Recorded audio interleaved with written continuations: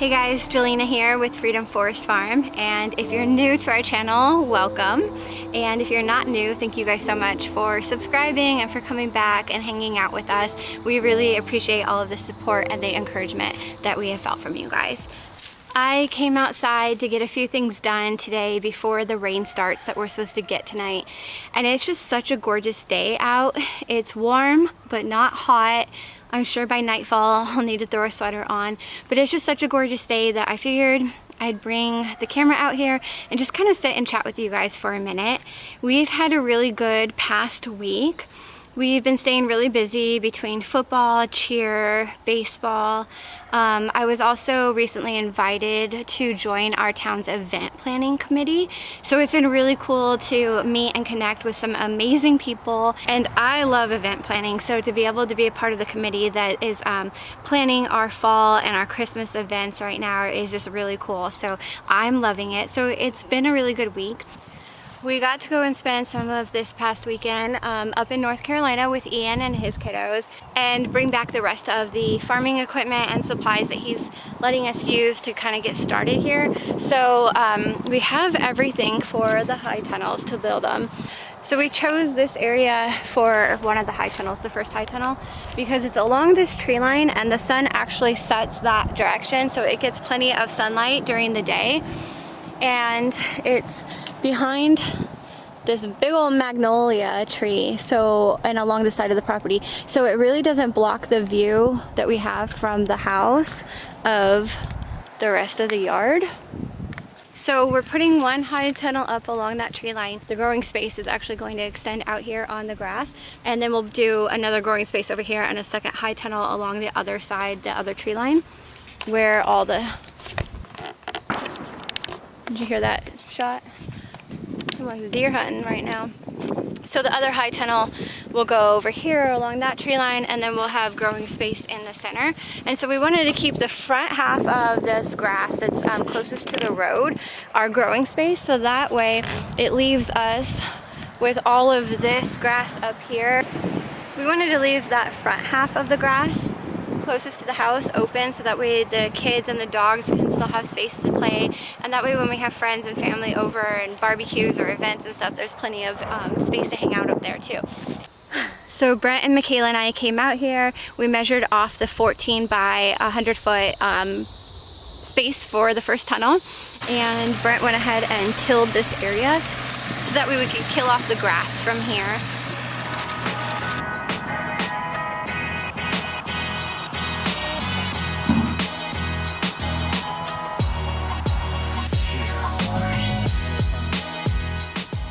It's been about 3 days since he first tilled, so we're going to pull up these tarks. We're gonna get the big rake and try to rake out as much grass as possible. And then Brent's gonna go ahead and do a very shallow, light till over it again a second time to help get all of the rest of the grass up.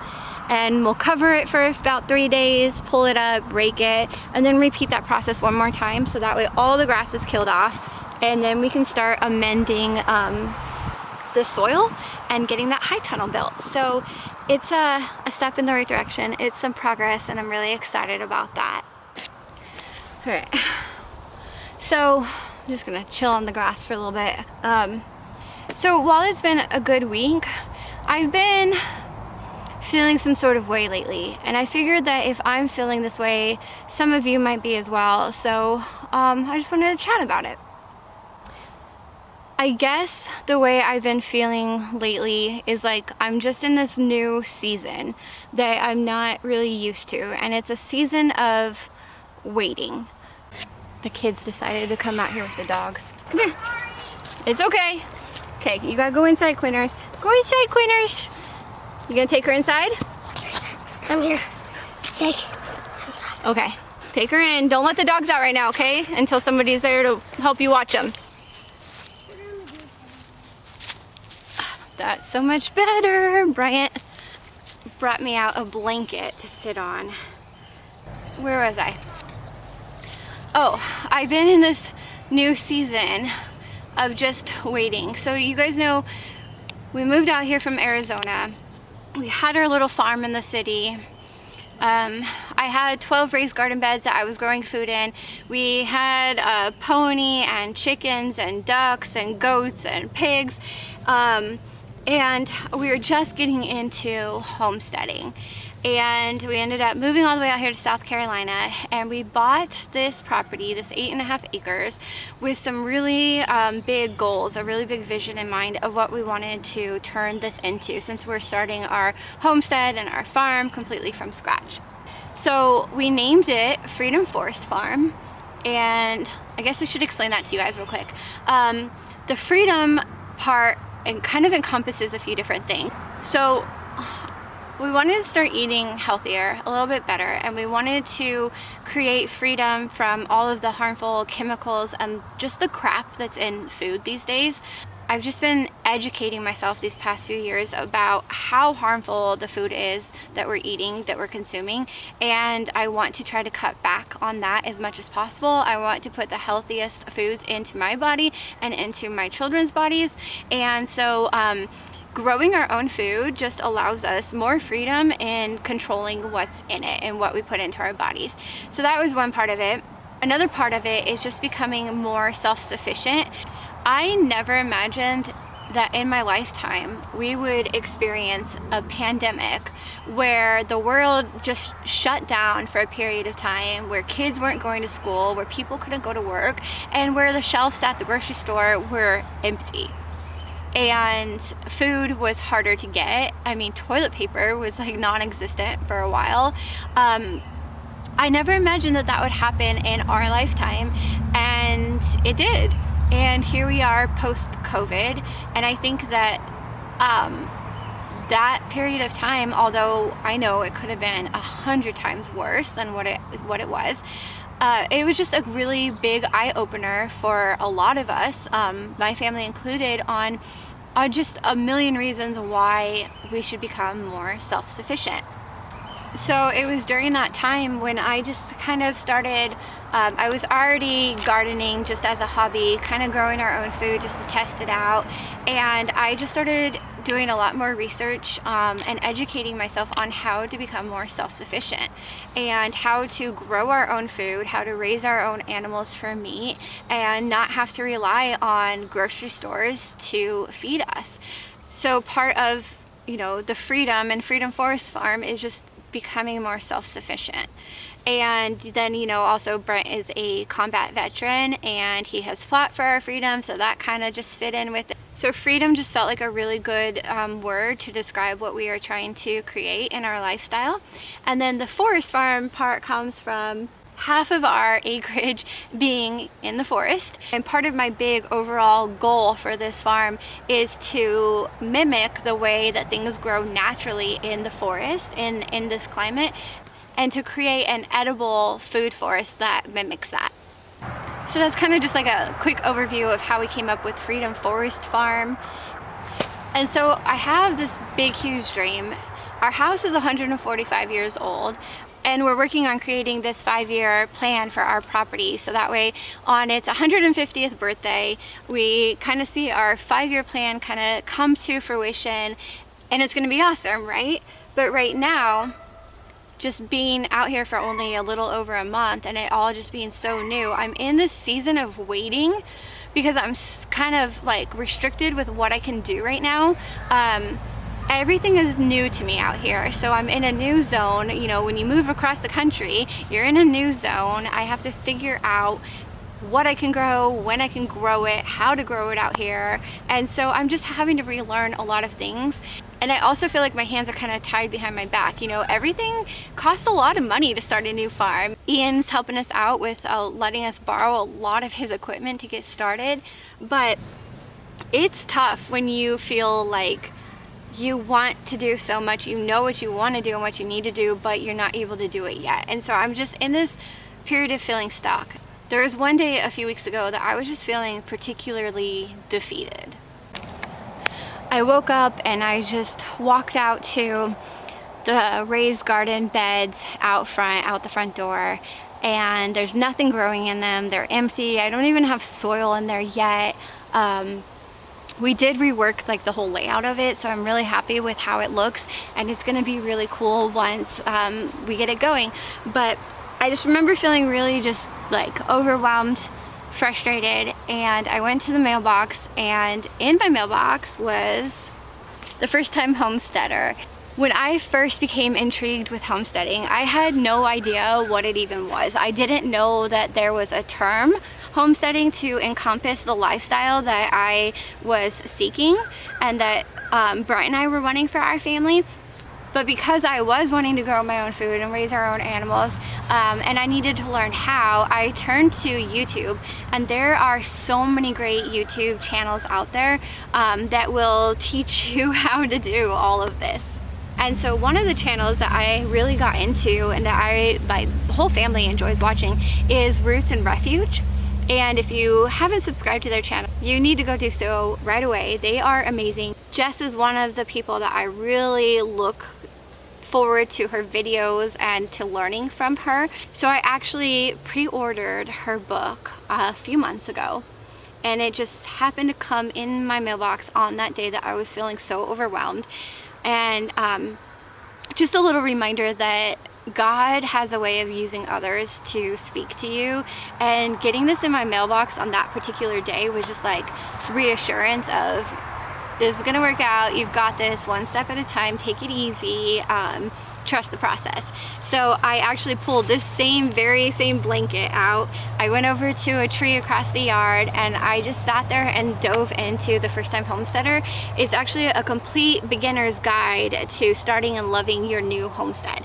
And so it's really become like my homesteading Bible lately, and it's amazing. She goes over so many different aspects of homesteading, but one of the reminders that I took from this book and from something that she preaches in all of her videos is that when you're in the season that I'm in right now, a season of waiting, that you can turn your waiting room into a classroom. And on that day, and every day since, I've been reminded that it's okay to be in the season of waiting. It's okay to feel like I'm stuck in a waiting room as long as I turn my waiting room into a classroom. So that's what I've been doing these last few weeks. I've just been trying to determine what it is that I want to be growing when I'm able to start growing. And I've also been looking at, okay, once I am growing the things that we want to be growing, how am I then going to use those? How do I grow seasonally and then preserve all of that food for the rest of the year? And so I have been just diving into canning and fermenting and just all the different preservation methods, so that way when I do have that food and I'm harvesting it, I'm able to then preserve it and stock my pantry with food for the rest of the year, and then be able to have all the other stuff that I'm growing that I'm able to share with our community. So I'm trying to get all of these learning curves out of the way now, so that way I'm prepared, and I'm taking all this knowledge and I'm basically putting it in my tool belt as a tool to pull out later when I need to use it. And it's crazy. One of the other skills that I have intentionally been learning is how to make sourdough starter and how to use that sourdough starter to make bread. I have never been a bread maker, but I am now a bread maker. Hold on, look at how cute these kids are riding their bikes. Woo! And they're off. Okay, I went and grabbed them real fast. Allow me to introduce you to Post Alone, my lovely trusty sourdough starter. So when I was thinking about, while I'm stuck in the waiting room and I'm trying to turn it into my classroom, what are some homesteading skills that I can just really hone in on and learn? And making bread was one. And so I started my sourdough several weeks ago, and it was just flour and water, but and it's such a process. It's such a process, you guys, making sourdough starter, such a process, and one that requires patience. Another lesson God's really trying to teach me. for sourdough starter, you just take flour and water and you mix it together, and each day you add more flour and water to it and you're feeding it, and over time, with time, it ferments, creates this naturally occurring yeast and good bacteria to make baked goods that will rise.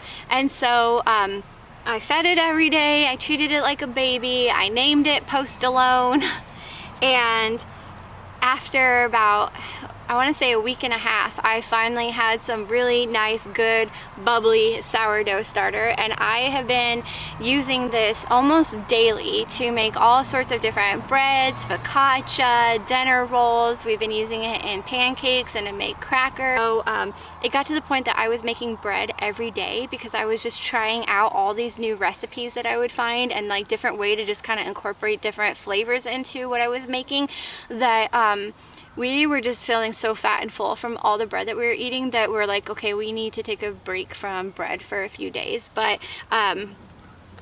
starting that one batch of sourdough starter and then just feeding it when I need to has allowed me to make so much homemade baked goods that I would have had to spend a ridiculous amount of money paying for in the store when I have all the ingredients here in my house to make it myself. So that's been a really cool thing that I'm really proud to have started learning how to make bread using my sourdough starter. That's a really cool tool that I now have in my tool belt. So another really cool thing that I've been doing during this classroom period is learning how to forage. I'm gonna talk while I walk over here to show you guys, because there's a deer that beds down along this trail, and every time I come through here I jump the deer out of its bedding. So I want to make my presence known so she kind of just gets used to us being around and not so spooked. But we have a bunch of stuff growing over on the front of the property where our house is, but there's even more growing back here along this trail. And that deer's bedded down right over here. So foraging is something I've never done before. We've been foraging mushrooms out here, although I am still really cautious on learning the ones that we can eat versus the ones that are poisonous and really bad if we do eat. So Michaela was actually the first one to point out to me that we have all these really cool looking purple berries growing all over the place. So we researched it, and these are actually beauty berries that are growing, and they're literally like, we have bushels of them all over. So the beauty berries, the leaves are actually used by a lot of people as a mosquito repellent, which is awesome because we have tons of mosquitoes out here. You can literally just rub these on your skin or put them, like tuck them into your clothing, and they act as a mosquito repellent. And then the purple berries you can actually make jelly out of. So we ended up harvesting a bunch of the berries. We took them in, cleaned them up, and boiled them, and then we used the juice that came out of them being boiled, and we added some pectin and some sugar and stuff, and we made jelly out of it, and it turned out amazing. It has this really unique floral taste to it, but it's really good. At first I didn't have pectin, so we used it kind of like as a syrup on pancakes and on some ice cream, and then when I got the pectin and add it, we were able to make the jelly. So this is really cool that we have these growing all over, and we can use it for different purposes. And then another thing that we've been foraging a lot lately is the goldenrods. A lot of people actually mistake this for ragweed that causes allergies, but this is goldenrod. It's all over the place. It's growing all over the sides of the roads, all over our property. So I've been taking this and drying some out, so that way once it's dry I can use it to make tea. It has a lot of different health benefits, and then I also have some that is steeping in some olive oil to make a salve with. And so this has a lot of different uses and purposes, and so we've just been going around and researching the things that are out here, how we can use them to incorporate into our diet, and how to use them for medicinal purposes. So foraging is another tool that I'm adding to my tool belt. There's some more beauty berries. My tree stand is over there.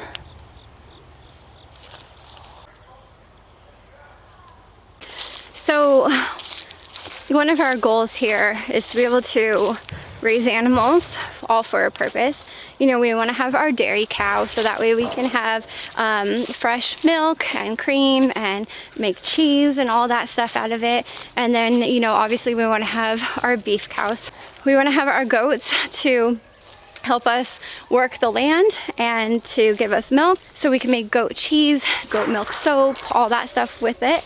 And then, you know, of course, pigs to help work the land as well as provide us with pork. We want our chickens for farm fresh eggs, something we're really missing.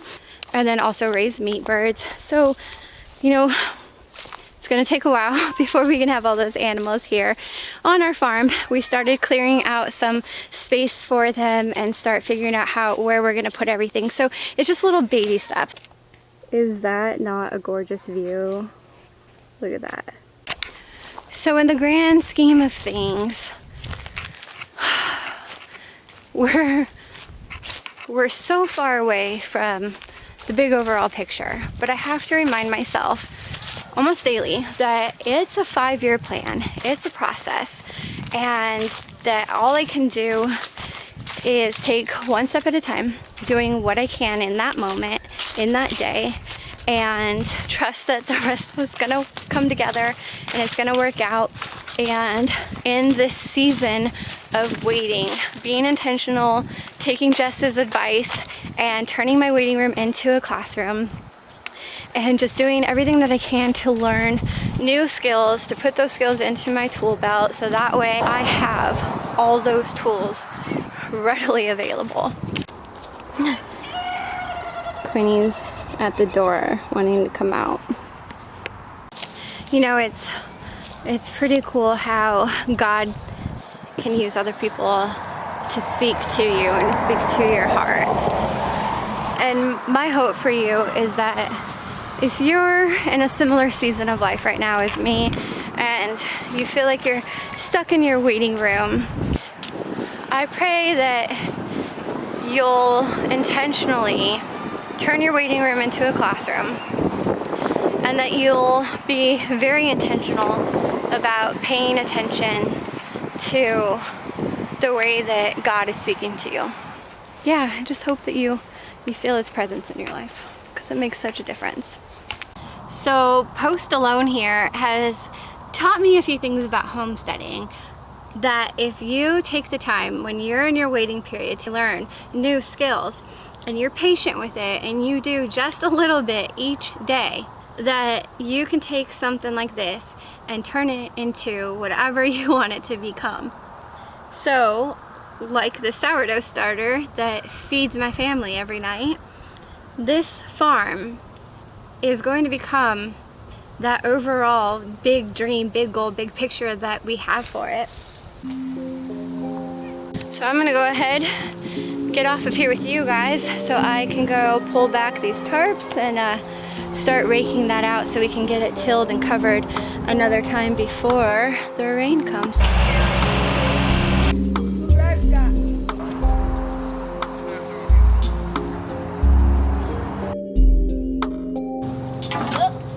I'm making a little hill for my abominable snowman.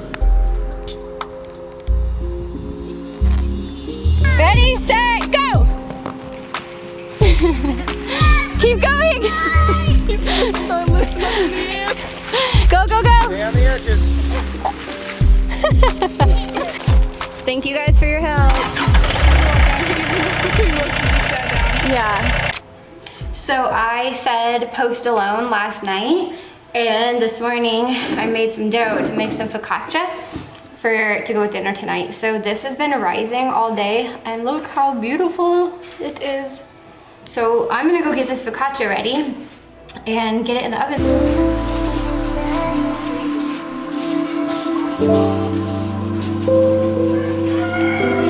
I hope you guys have a great week, and thanks for hanging out with me. I'll talk to you guys later.